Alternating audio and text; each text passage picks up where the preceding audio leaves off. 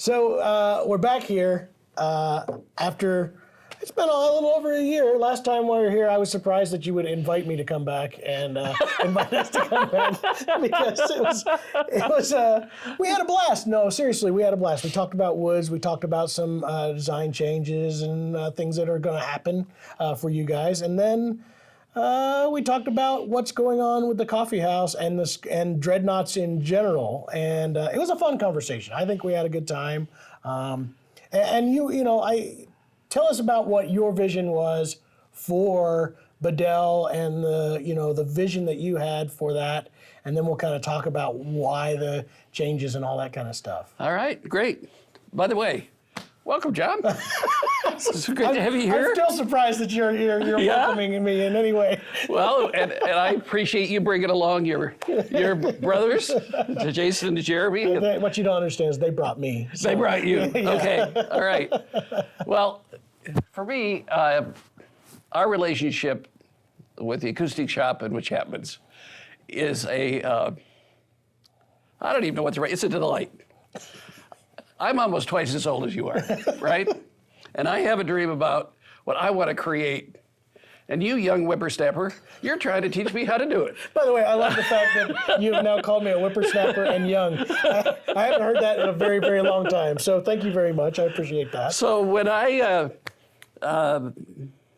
grew up in the 60s. That was my music, right? And I gave guitar lessons in 1963, I think is when I started. Played in a band, did all that fun stuff. So the music that I hear is the music of the 60s. So I wanted to create a workshop where we could build guitars that sounded that sound. And you say, well, so what's different? Well, we didn't have CNC machines back then. None. Right? We didn't have some of the same technology about how to measure density and frequencies and stiffnesses and all the things that help us, because a guitar, as we all know, it's how all the wood and the musician interact. It's a system. Yeah. You change one thing, right? It changes everything. You get a sore finger, You're going to sound different, right? Which has happened many times. You put a strap on that guitar, it's going to sound a little bit different. Sure. Not a lot, but a little bit, right? Uh-huh. So I wanted us to take that sound and perfect it. And then you proceeded to explain to me that if I really wanted the sound that I was looking for, that needed to be a square shoulder. I like that you said persuaded you. It was definitely a pretty strong-handed way to do it. Well, you could call it torture. You could call it torture. But you know what I loved about that conversation? So last year we come out here. Here's what I loved about that conversation. I've never sat. You're a successful businessman. You have a successful guitar company. You've got two great companies, Breedlove and Bedell, right. Both of these very successful companies. And then here I am coming into you the first time that we're really getting to meet, and I'm going, you know what I think you ought to do? Which was amazing to me that you even listened to it, one. Two, but we had a great conversation, and it was really cool because you were able to kind of go back and forth and kind of go explain where you were going. Because you're right, the music you're talking about, that's a fortunate era where acoustic music was very, very revered. Everybody, and in lots of genres. It wasn't just right. rock and roll. It wasn't, just folk. There's acoustic bluegrass and all the stuff that was kind of booming throughout there. So the acoustic, being able to kind of lean in on that era, right. It was really is an awesome thing for you to do. And that voicing that you're hearing, very, very cool. But then I come in here and go, well, if you really want to talk about it, in my opinion, you might want to think about a more squared shoulder dread. Which you at first were like, I don't think that's quite the way you said it. Please tell me how I said it, because you're probably right. If you really knew what you were doing, Tom, you would have a square shoulder dread. All right. That sounds like me. I'll take that. I'll take that. But I know the sound I want. Mm-hmm. I have one of the best group of craftsmen. We handcraft. Every one of these have been hand-tuned, hand-voiced, handcrafted.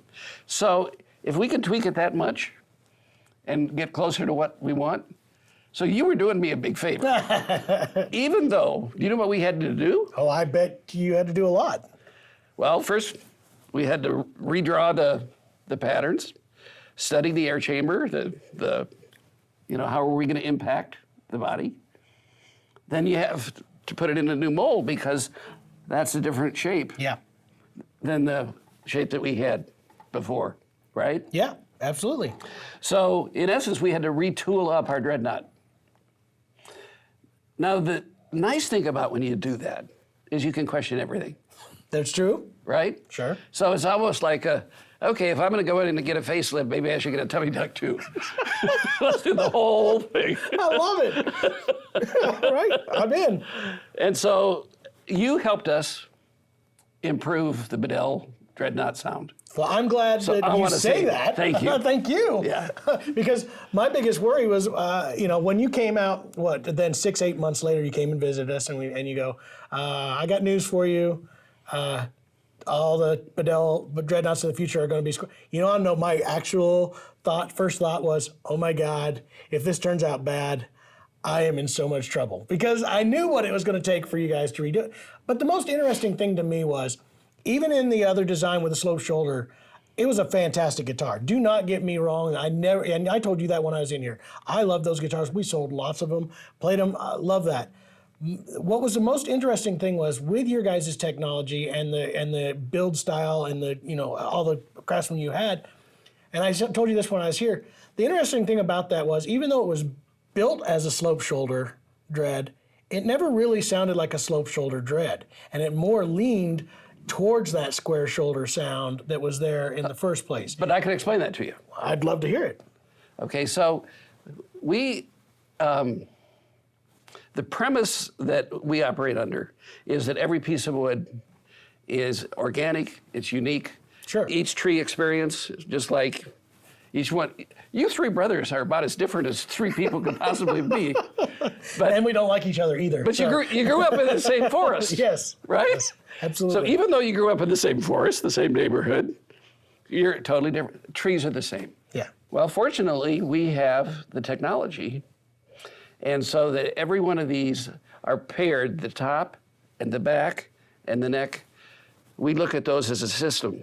And it's the relationship between, so as you know, Go ahead, take it. Yep. As you know, when you tap here, you have a higher hertz than you do there. Okay, so when you get this guitar in your shop, it'll have this card. Yep. And it tells you what the top frequency is, what the back frequency is, what the fundamental frequency of the guitar is, what the thicknesses are of the top and the back.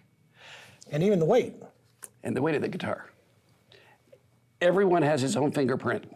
So we've been able to advance technology while we've totally honored the fact that if you don't individually handcraft each one of these, you're not going to maximize the sound you get. For us, this is a real passion of how a guitar feels, how it sounds, how it looks, right? Yeah, absolutely. Right? And does it take me back to my childhood? Yeah, well, and, there's that. But I love that whole idea, like what you just said. And I think that's what's been fun about this relationship, right? So let's talk, we're talking about this dread and we're talking about this changeover. The fun thing about that conversation over a year ago was that I get to hang out with this guy and a team that is as passionate as I am over details of guitar. And I think you got on real quick to realize I'm also very, very passionate about guitars and instruments and builds and all this kind of stuff. In the end, I found it's fantastic. This is my second of the Square Shoulder Dread that I've got to play. Both have been absolutely incredible. I don't, I know there's going to be more, but what it's really inspired me coming back here again is more ideas of things that we're going to be able to do together. Because every time I come up here, the entire team shows us cool things that you're working on and pieces of wood and what is capable with all of your abilities in this shop, with not just your technology, but also the workers that are here. And every single time inspires us to kind of go, all right, let's do this then. Let's try this. Yeah. And I love that you guys, everybody has been so passionate about it to indulge us in some of that, and also, you know, say, hey, wait, a little bit too far too. And that's good too, because I need that too, because, you know, I can throw ideas at the wall all day long. Well, you know, we like to think that we're artists. And we like to think that this is a shop of artistry. Not so much that we're not CNC machines everywhere and lathes and all of this. In a way, we like to think that what makes that guitar what it is the 10, 12 people that participated in making it. Sure. And having a group that is as tight as they are, and they're artists. And you talked to some of them yesterday. I mean, if there was a little bit of a gap here, you wouldn't be holding that guitar, right? Yeah. Because you have to have pride in it. You have to Everything. Ownership. It's got to be perfect. Absolutely. So a cool thing, since we're back here, I'm excited because you've afforded me, now that we're in this, and I'm so involved in this whole Dreadnought world, is you've afforded me to kind of come up with a couple of tweaks to the model that'll kind of be kind of specific to us. So we're going to be doing some changeovers, like the coffee house originally was an 11/16, inch and 11/16. We're going to move that to an 1 3/4 and do a couple of little small changes here and there in a natural toner look, which is going to be kind of cool. I'm looking forward to that. An aged toner. It's actually an aged toner, Yeah, so it looks more like an older guitar. Yeah. I mean, it won't look old. It'll look brand new. but yeah. But have that aged look to it. Yes, yeah. and to make sure that there's no confusion, if any of your customers want a 1 11/16 coffee house, Yes. that's available yes. as well. Yeah. So, But we're going to do a run of things that are kind of just at the shop, and I'm pretty excited about that. It's going to give me the opportunity. We get to pick some woods, which I'm really excited about. I love took doing a that. sneak peek at some of the stuff you're looking at. I was thinking of stealing a few of those out of there for myself. You got some good wood sets coming. I guess you can. It's your prerogative. But again, I want to thank you guys for letting us do that too, because I think it's going to be so much fun.